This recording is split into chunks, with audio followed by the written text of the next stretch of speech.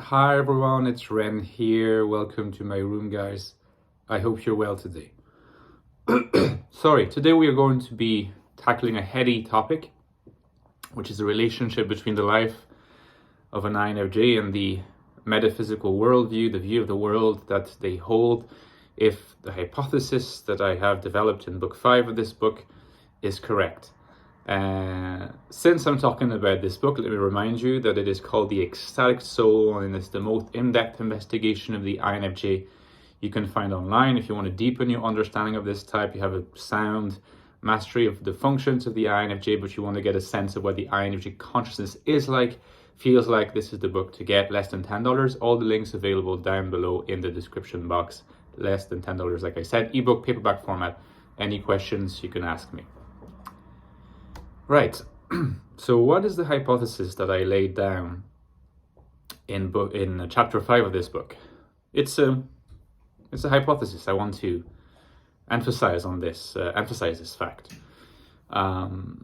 If you want to say new things about a topic that's tried and true, and where it seems that most articles online revolve around asking the same questions eternally, just competing for how best to phrase the issues rather than coming up with new things to say.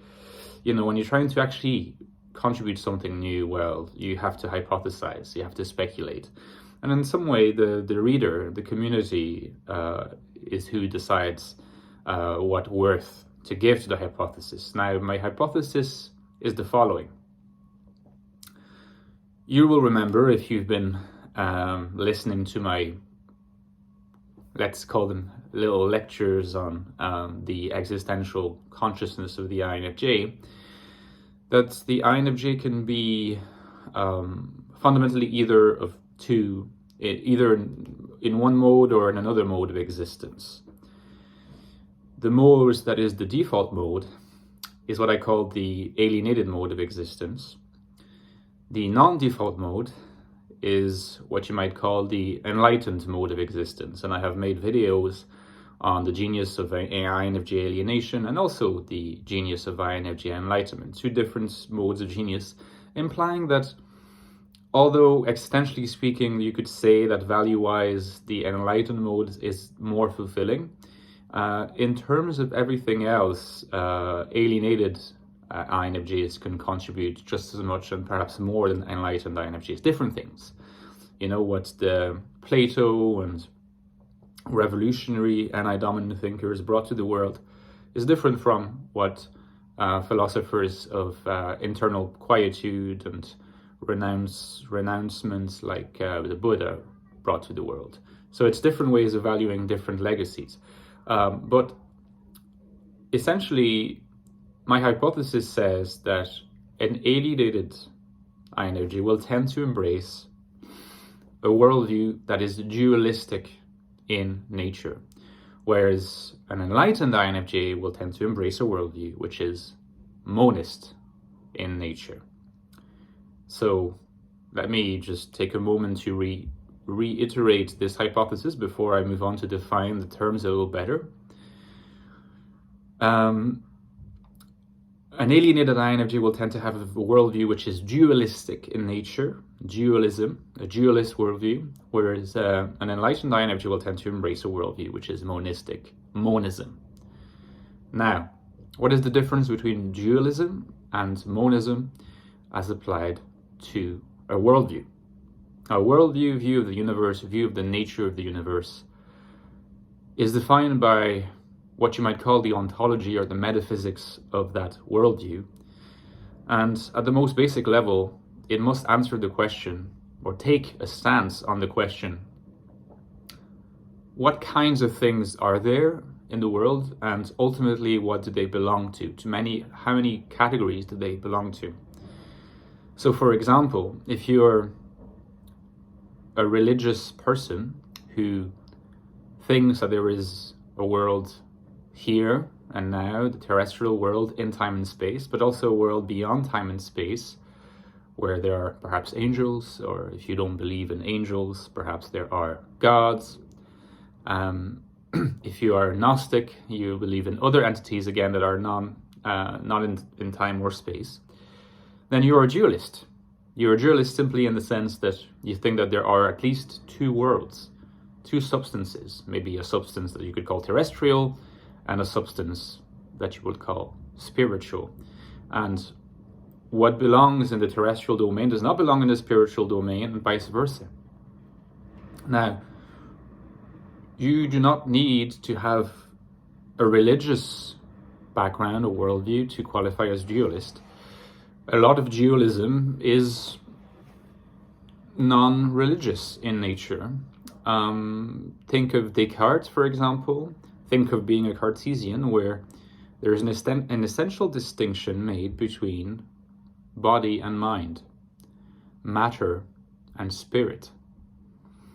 And it's true, isn't it, that we're often tempted to think that our minds, our consciousness, which does not seem to be reducible to a mere combination of neurons and firing of synapses in our brain, we're tempted to think that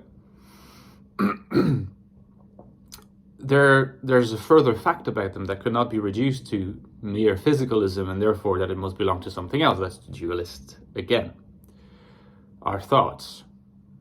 If you consider that thoughts and moods and feelings are more than just chemical reactions, very specific and arranged in a particular way, then you're a dualist.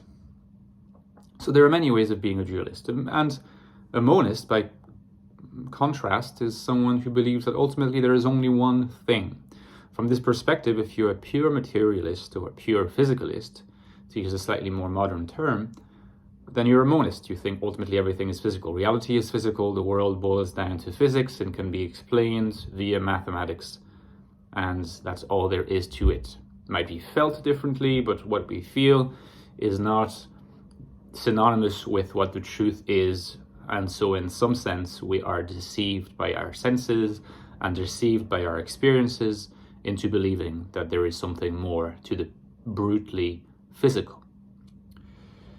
But notice that you don't need to be a monist in a materialist sense. You could, for example, hold the view that maybe the mind stuff and the physical stuff are just expressions of something deeper, something that we're not aware of immediately, but that is all there is ultimately.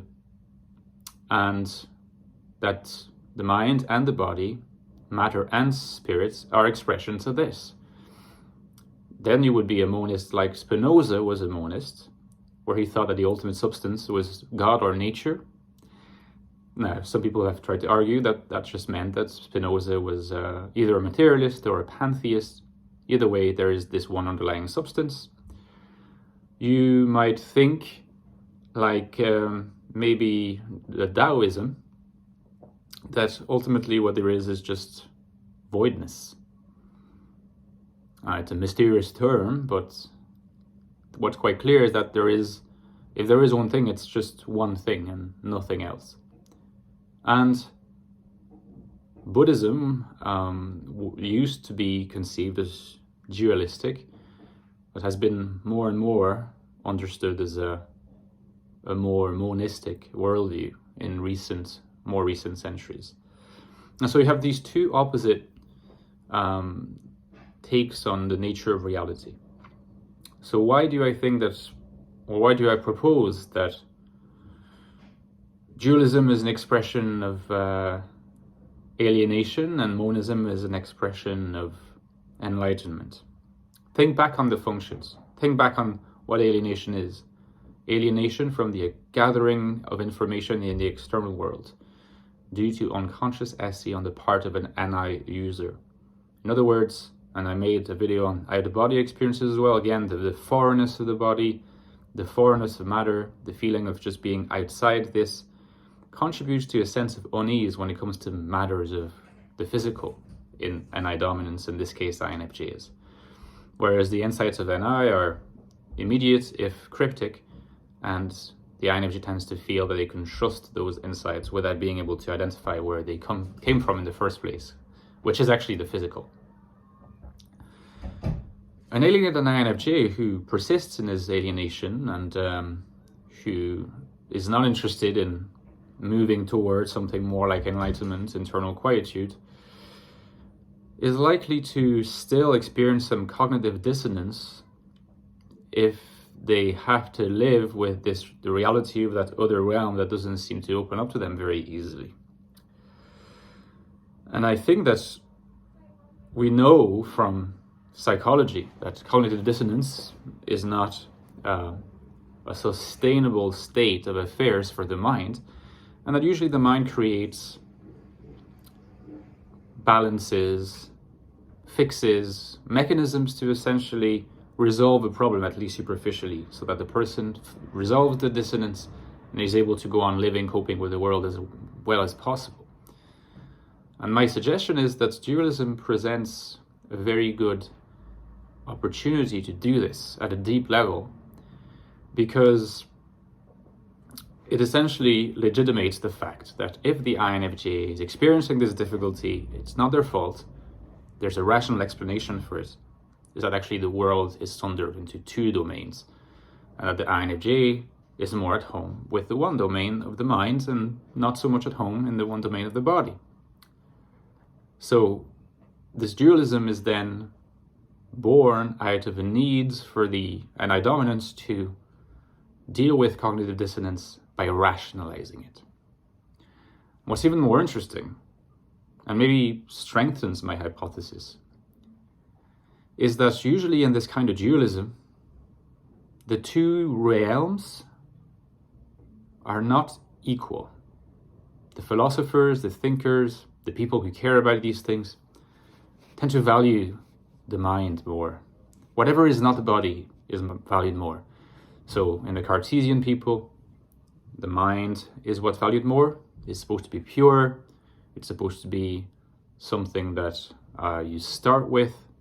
You know, I think, therefore I am. You start with the mind, and then you can derive the existence of the body, your body, and other bodies. So the mind has this priority, and it's more pure. It doesn't have this weird extension and this susceptibility of being shifted around. But then, of course, in religion, heaven, the domain of the spiritual, is very clearly valued above the terrestrial. It's outside of time and space, outside of corruption, outside of sin, outside of evil. So one is tainted, the other is not tainted. And surprise, surprise, whatever field, whatever domain is not tainted is the domain where the NI dominant belongs. So isn't this tainted picture of the matter, of the material world, in these dualist worldviews, is it not a reflection of this preference for the INFJ, for the mind aspect of things, and of a need to justify their alienation from the physical world as deriving from the fact that they don't value this physical world very much? Isn't that the ultimate way of getting around the cognitive dissonance? This is my hypothesis, and I leave it to you in the comments to tell me what you think of it. Now, let me say a few words in conclusion also about monism. The enlightened INFJ, the INFJ who has, in some sense, resolved the alienation into world belonging, resolved haziness into clarity, resolved anxious prescience into vocation, has made peace with the fact that they are alienated from gathering of information in the external world. There's also find a way of reaching back to the external world precisely by engaging in the vocational life, collaborating with other people as part of a wider project, thereby recovering the body. And by recovering the body, they're making peace with it. The recovery is through the use of all the different functions existentially fulfilled now. It's not based on an obsession with the use of SE. The enlightened INFJ accepts that SE is only to be fulfilled indirectly. But in making peace with it, they no longer see this physical world as the adversary, as something to be devalued. And in fact, they tend to embrace it and see it as all part of the same picture. And if you look at enlightened INFJs throughout history, you'll notice that there is an abundance of them that were monists. Spinoza, the Buddha, but also Schopenhauer, who was not enlightened, but who was on the way to enlightenment. Wittgenstein, who was not enlightened, but on the way to enlightenment. If you read their biographies, especially you follow the course of the history of their thinking, you notice that they were getting closer and closer to monism by the end of their lives. And isn't monism the reconciliation of the different substances into a single one, not a reflection of the INFJ, the INI dominant, having made peace with both sides of the world? Isn't monism the expression of the enlightened INI dominant? Let me know what you think in the comments, guys. Consider giving me a like and subscribing, and I'll talk to you soon. Bye bye.